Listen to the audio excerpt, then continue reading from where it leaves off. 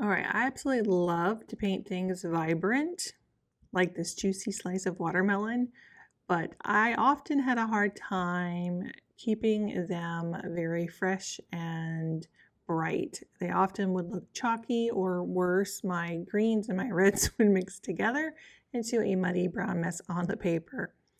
So I think it's common to struggle, and today we are going to share a quick time lapse of my process for keeping those summer colors bright and crisp. And I'll show you how I manage my water control to get those beautiful soft bleeds while keeping that structure of the painting intact. So today we're going to paint a juicy watercolor watermelon with a very easy and loose technique. Hi, I am Kellie Chasse. I love sharing my watercolor techniques to help you paint with more confidence and less stress.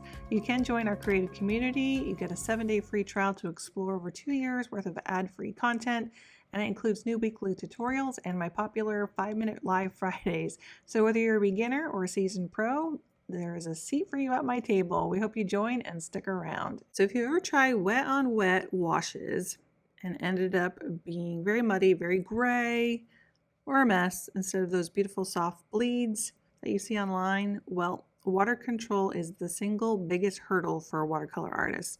So today I'm taking this juicy watermelon slice from start to finish in this time lapse, and I'm going to show you exactly how to manage the timing of the water to keep those vibrant. So the first mistake that people make when working on paper that is too wet is that if there are puddles, your paint's going to just float away. You want a satin sheen. So you can notice here that I am dropping in some pigment. It is moving around, but it isn't hitting the edges of my shape. And that's because I'm respecting the dry paper border. If you want to master loose florals or fruit, you have to learn to wait for that sweet spot where the paper is damp, but it's not drowning. And I have a big nice mop brush, Meeden brush, that I'm using for this one, so it does hold a lot of water. Plus I pre-wet the paper. So you can see where everything's blending and flowing super nicely, and then as I get up here, I'm hitting the sharper, dry edges of the paper. So I'm taking my time, I'm watching, and I'm waiting, and I'm dropping in different shades of red for that beautiful wash for the fruit.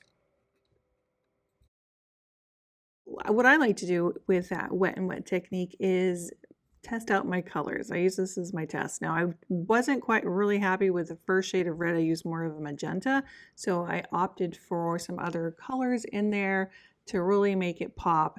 And then if you find you get it too dark, you can always do this lifting technique where I'm just taking my brush, lifting out some of that color. And again, it gives you that illusion that it's juicy, it's got some lights and some darks in there.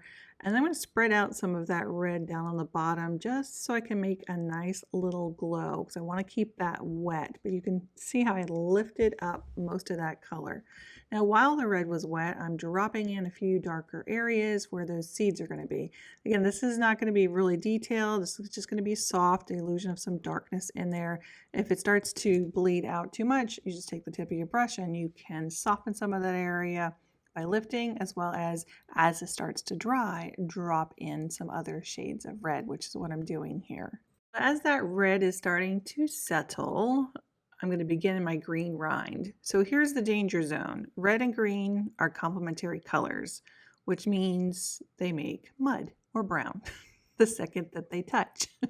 So to get that glow without the mud, I'm leaving just a little sliver of white space. I hit a portion of it down there on the bottom where it was still slightly wet, but because I made that very, very light, very light pink, you can see that I'm not getting any kind of brown. And that's why I did some lifting, and I didn't want it to have the bright white of the paper because it's fleshy. It's got a little bit of that pink tone in there. You could have added yellow to it as well, but I just want to soften it. You can see where I have a nice little bleed. It's not hitting the bright red of that fleshy area up at the top, because that would make it very brown. So this is what we call controlled bleeding. So it's about being brave enough to let those colors just almost touch, but smart enough to know when they've had enough and pull back and lift some. I'm also adding in a few darker spots on the rind to give it that illusion that it has some of those stripes in there. All right, so if you've been following me for a while here on YouTube, you know that I like loose and messy. So I'm not super controlled when I do my layers. I will also test my layers by dropping in all of those red shades initially. I don't wait for the layers to dry and then go in and add glazing on top and other washes. I try to drop it in and watch it dry slowly and keep adding the paint to it to get those darker values. Now once it is dry, I went ahead and added a nice little shadow down below, and now I can add in some of those details. So what I try to do is leave everything loose and messy and then come in with just a few details at the end. I did decide for this one that I wanted to add a little bit more to the painting, so I added what I would appear to be like a plaid or a picnic table cloth. So I went in with the stripes of the green, and then I didn't even wait for it to dry. We're going to, again, let everything blend in there together by adding the red. And again, it's a very easy, loose interpretation of plaid without painting every single thing. So don't overthink your background. Again, I'm keeping this checkered pattern very loose. It leads the eye back to the fruit. And notice I'm not painting perfect squares, just suggesting the surface. So in watercolor, I think what you don't paint is often more important than what you do. And leaving those little bits of white of the paper can act as highlights. It gives the whole piece a little bit of sense of light in there. And then I debated on whether or not I wanted to add a background to this, but I chose black. It's a great black from Rosa Kit. Again, I had that large mop brush, so it was really easy just to maneuver myself all the way around there. And I think it just makes it pop. I've seen a lot of pieces of fruit with just the fruit on the white, and so I thought I would add a little bit more to it so it really pops. I think the darkness really pops, and I had a little bit of light space up at the top, which really worked out to my favor. I just let that go naturally, so it's got like a little bit of a glow. It's not solid black in there.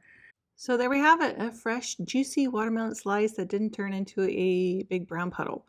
If you found these water control tips helpful, make sure to hit that like button, and I will make more of these. And if you're ready to see this entire process in real time, where I explain every little single mixture, wait time, and so on and so forth, join us over on Patreon. And I've got the full-length version waiting for you over there, along with a printable. And if you want more fruit paintings, I did do a jar of peaches last week. I will link that for you guys down below. And I would love to know what you would like to see next. Lemons, cherries, maybe blueberries? Let me know in the comments. Hope you have a great week. We'll see you in the next one. Bye-bye.